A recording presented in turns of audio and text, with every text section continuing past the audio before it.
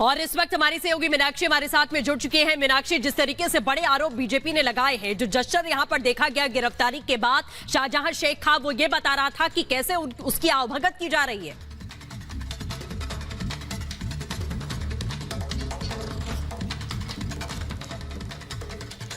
सृष्टि, मैं आपका सवाल तो बहुत अच्छे से नहीं सुन पाई हूँ, लेकिन हाँ, आपको जरूर यहाँ की जो तस्वीरें हैं वो दिखा देते हैं कि जब तक हम यहाँ पर आते थे, रिपोर्टिंग करते थे, संदेश खाली में एक तनाव का जो माहौल था वो समझ में आता था। लेकिन आज जब गिरफ्तारी हो गई है शाहजहां शेख की, 10 दिन की कस्टडी पहुंचा दिया गया, भेज दिया गया है, तो ऐसे में ना तो यहाँ तनाव है बल्कि शांति है। महिलाएं किस तरीके से जश्न मनाती हुई नजर आ रही है वो भी आपने देखा।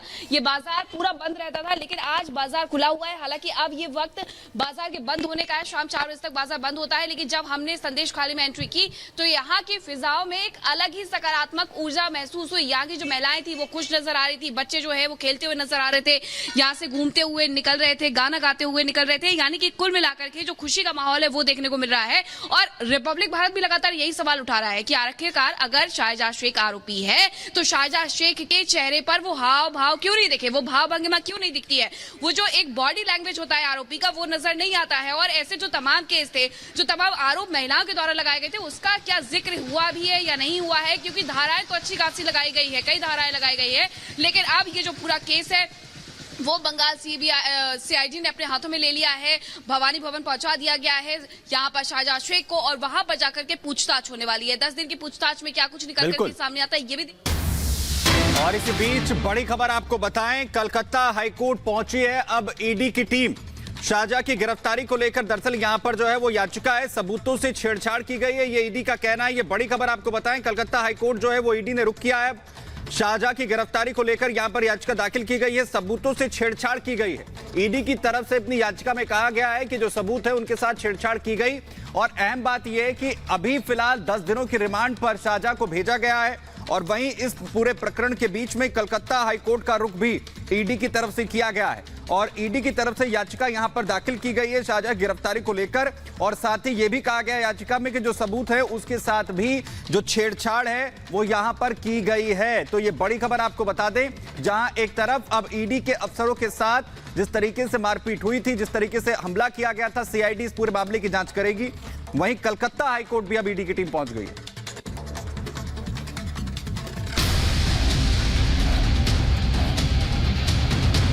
व्हिप की उल्लंघना हुई और व्हिप की उल्लंघना से उन माननीय सदस्यों ने जो है एंटी डिफेक्शन लॉ के जो प्रोविजन है वो अट्रैक्ट किए और उनको मैं यहाँ से बर्खास्त कर रहा हूँ। नाश्ते पर आप क्यों नहीं गए, इसकी बड़ी चर्चाएं हैं, बाकी सब पहुंचे, आपने नाश्ता यहीं कर लिया? नहीं, मैं नाश्ता वैसे कम करता हूँ।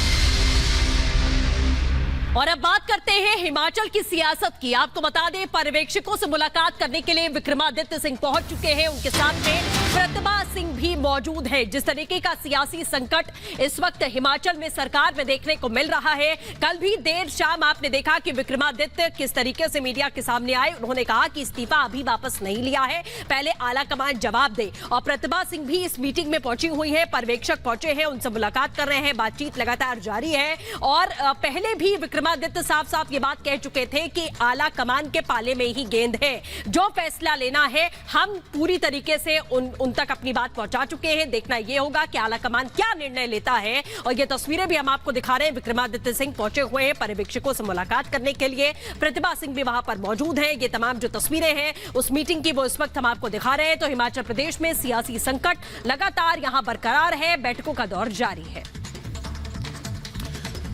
और वहीं विक्रमादित्य सिंह की तरफ से बड़ा बयान दिया गया। उन्होंने कहा है कि अभी कुछ कहना जल्दबाजी होगी। ये बड़ी खबर आपको बता रहे हैं, जिस तरीके से लगातार हिमाचल में सियासी घटनाक्रम बदलता हुआ नजर आ रहा है। और इसी बीच विक्रमादित्य सिंह की तरफ से बड़ा बयान देते हुए कहा गया है कि अभी कुछ भी कहना जल्दबाजी होगी। पर्यवेक्षकों से जो है बात की है और अपना पक्ष हमने रख दिया है, अपनी बात हमने पर्यवेक्षकों के सामने रख दी है और इसीलिए अभी कुछ भी कहना जल्दबाजी होगी। विधायकों को अयोग्य करार दिया गया, आपको नहीं लगता ये फैसला बहुत आनंद फानंद में लिया गया है? नहीं, देखिए, मैं इस पे कोई टिप्पणी टिप्पणी नहीं करना चाहता हूं। ये जो है माननीय हाईकमान, माननीय स्पीकर का फैसला है। और अभी हम सबसे बात करेंगे, जो भी हमारे ऑब्जर्वर्स हैं उनसे बात करेंगे और फिर जिस तरीके की स्थिति वहां से निकल कर आती है उसके बाद फिर आगे की जो है चीज़ों पे चर्चा की जाएगी, बात की जाएगी, रणनीति बनाई जाएगी, क्योंकि अब आगे हमारे आगामी लोकसभा के चुनाव अगले 15-20 दिन के अंदर शुरू हो जाएंगे और अपना कोड ऑफ कंडक्ट हफ्ते 10 दिन के अंदर लग जाएगा. So everything has to be taken into consideration. So I am sure the observers and the High Command is taking all that into consideration. I will also hold due discussions and deliberations with them on the issue. And then see how. Sir, Congress नेता उदित राज को आज मैं सुन रहा था, उनका ये कहना था कि एक ही परिवार तक सब चीजें सिमट कर नहीं रहने चाहिए, और अगर विक्रमादित्य की नाराजगी इस बात को लेकर है कि उनको सम्मान नहीं दिया गया, तो ये उनको खुद सोचना चाहिए कि उन्होंने पिताजी का भी आपके नाम लिया, उन्होंने कहा कि 6 बार मुख्यमंत्री रहे, पार्टी ने उनको 6 बार मुख्यमंत्री पद की जिम्मेदारी दी, प्रदेश में भी इस वक्त कांग्रेस अध्यक्ष जो है वो भी आपके ही परिवार से हैं, तो एक परिवार तक चीजें सिमट कर क्यों रहे? नहीं, मैंने कब कहा कि एक परिवार तक चीजें सिमट कर रहे? उन्होंने सम्मान पर ही कहा था. किसने? उदित राज जी ने. वो कौन है? कांग्रेस नेता है, कांग्रेस के लीडर है.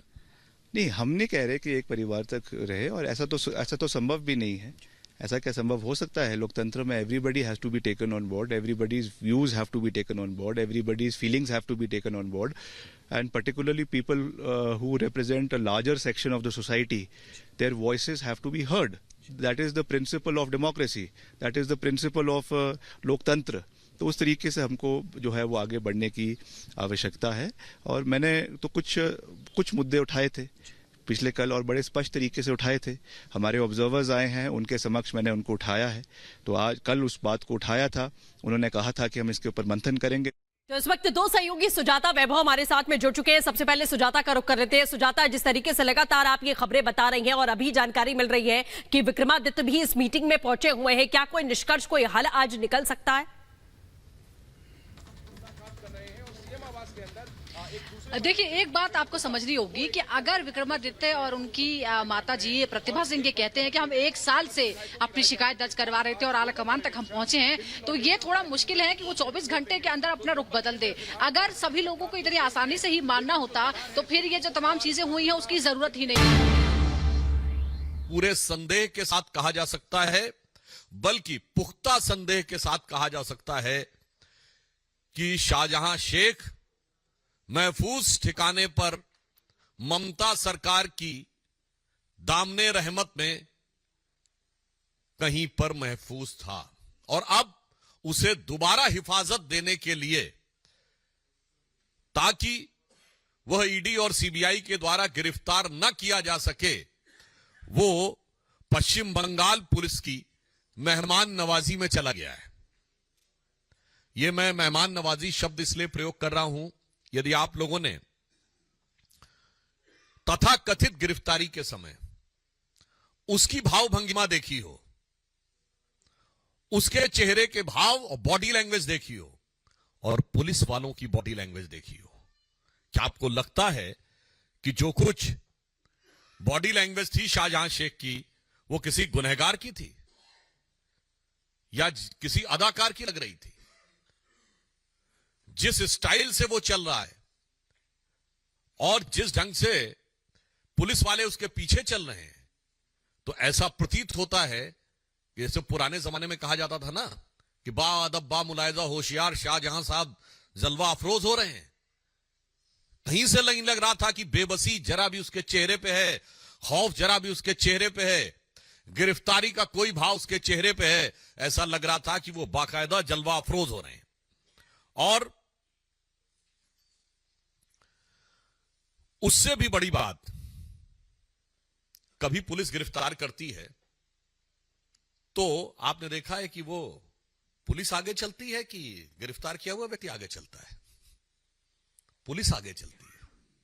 यहां तो ऐसा लग रहा था पुलिस एस्कॉर्ट कर रही है, क्योंकि शाहजहां शेख जिस धमक के साथ आगे चल रहा था और पुलिस वाले जिस ढंग से कंधे झुकाए हुए पीछे चल रहे थे, यह मैं इसलिए कह रहा हूं, यह संदेश खाली का संदेश पूरे भारत के लिए और पूरे समाज के लिए बहुत साफ है.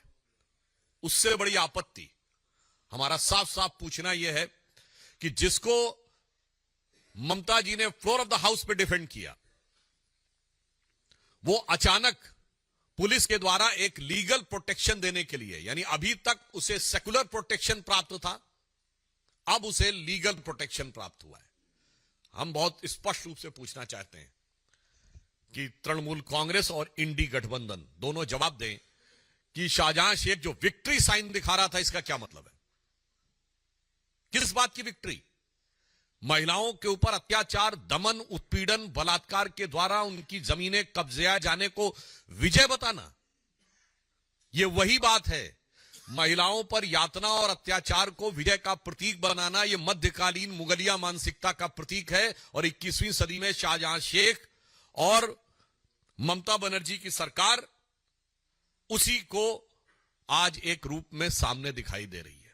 इसलिए हम बहुत स्पष्ट रूप से पूछना चाहते हैं कि टेक्निकल सवाल हमारा यह है कि यदि ईडी के हमले के लिए पुलिस ने गिरफ्तार किया है तो ईडी को हैंडओवर क्यों नहीं कर रहे हैं? सेकंड सवाल हमारा टेक्निकल यह है कि महिलाओं पे उत्पीड़न और बलात्कार की धाराएं क्यों नहीं लगाई गई?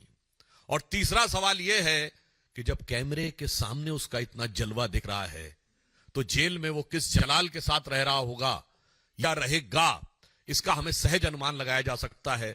और चौथा नैतिक और राजनीतिक सवाल यह है कि उस विक्ट्री साइन का क्या कहना है। और मात्र इतनी ही बात नहीं है, आप देख रहे हैं कि मोदी जी के प्रति ईर्ष्या और वैमनस्य में किस सीमा तक इंडी गठबंधन के लोग गिरते जा रहे हैं कि आज कांग्रेस के वरिष्ठ नेता बीके हरिप्रसाद जी इस सीमा तक बोल देते हैं कि पाकिस्तान बीजेपी का दुश्मन है, हमारा नहीं है। यह बोलने का भाव क्या है? और मैं यह भी कहना चाहता हूं, यह बीके हरिप्रसाद जी का या कांग्रेस के किसी नेता का जुबान से फिसला हुआ बयान नहीं है। मणिशंकर अय्यर और Salman Khurshid, former cabinet minister